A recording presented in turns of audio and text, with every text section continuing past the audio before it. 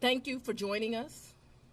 I'm here with the prosecutors and investigators who have worked diligently on the investigation of criminal attempts to interfere in the administration of Georgia's 2020 presidential election.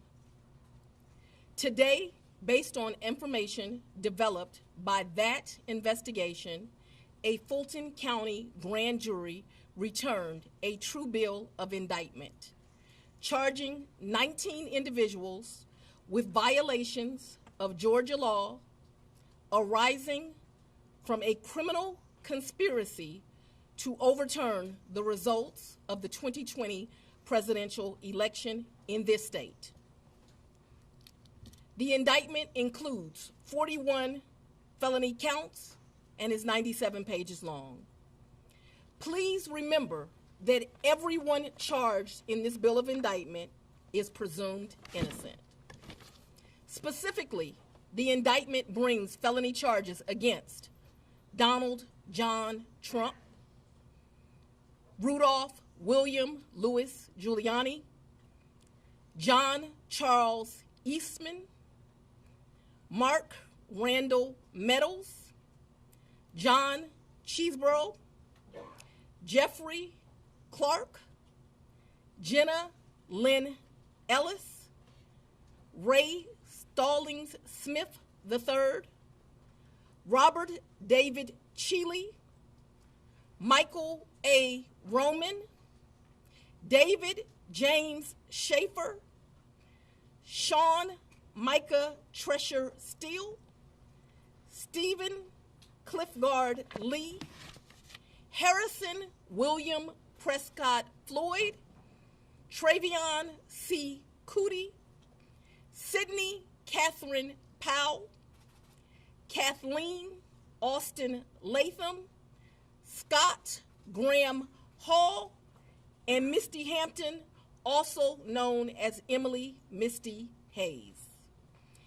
Every individual charged in the indictment is charged with one count of violating Georgia's Racketeer, Influenced, and Corrupt Organizations Act through participation in a criminal enterprise in Fulton County, Georgia, and elsewhere to accomplish the illegal goal of allowing Donald J. Trump to seize the presidential term of office beginning on January 20th, 21.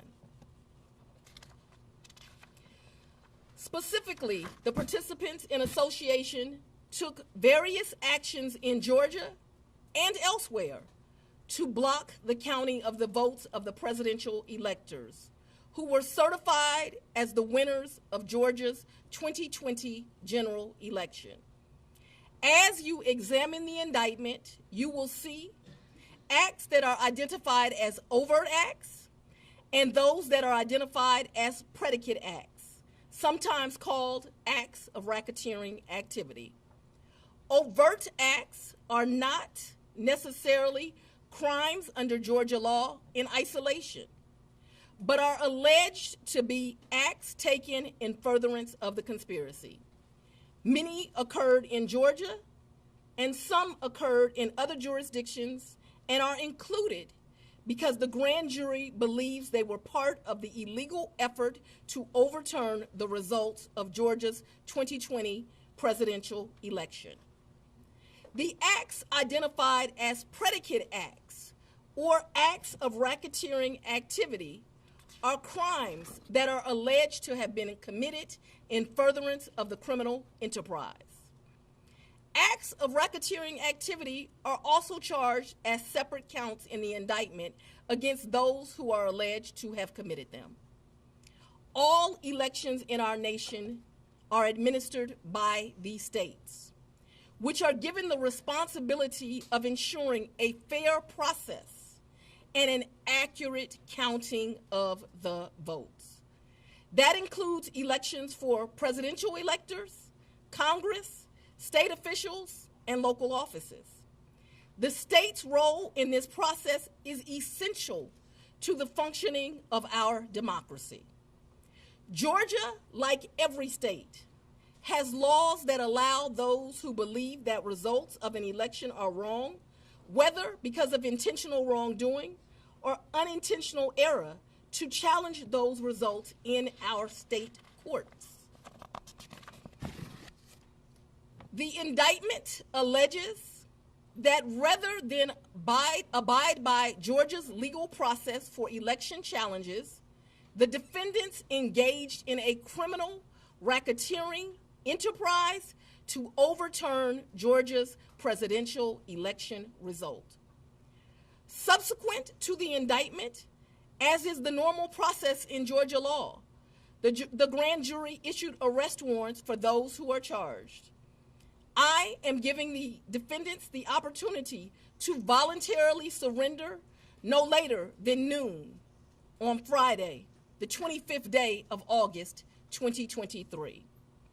I remind everyone here that an indictment is only a series of allegations based on a grand jury's determination of probable cause to support the charges.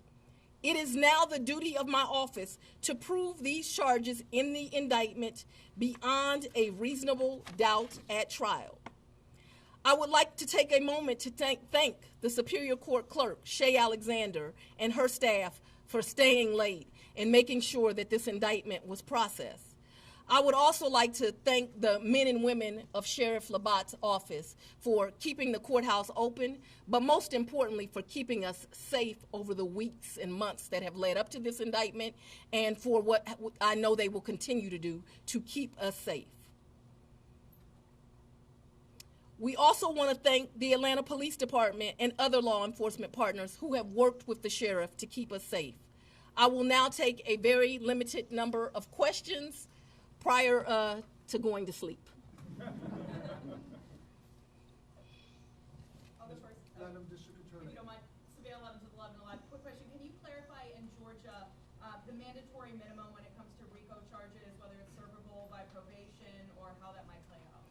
The RICO charges has time that you have to serve, so it's not a probated sentence. Madam District Attorney, what's the timetable for the trial? What is the timetable for the trial? Yes. As you know, in this jurisdiction, trials are set by the judges, and so it will be the judge that sets the date of the trial. This office will be submitting a proposed scheduling order within this week. However, that will totally be at the discretion of the judge. And you want to be you're the fourth jurisdiction now to indict Donald Trump. You would be the fourth one to try him, or could you move it up? You want to be the first to try him? I don't have any desire to be first or last. I want to try him and be respectful for our sovereign states. We do want to move this case along, and so we will be asking for a proposed order that occurs a trial date within the next 6 months. Madam District Attorney, earlier today there was a fictitious document, according to the Fulton County Clerk's Office, that was circulated online with charges against former President Donald Trump. That fictitious document matched exactly the charges that we now see in this indictment.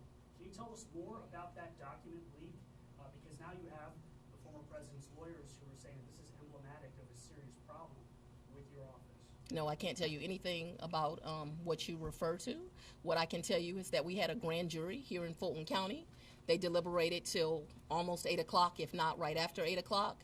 An indictment was returned. It was true billed, and you now have an indictment.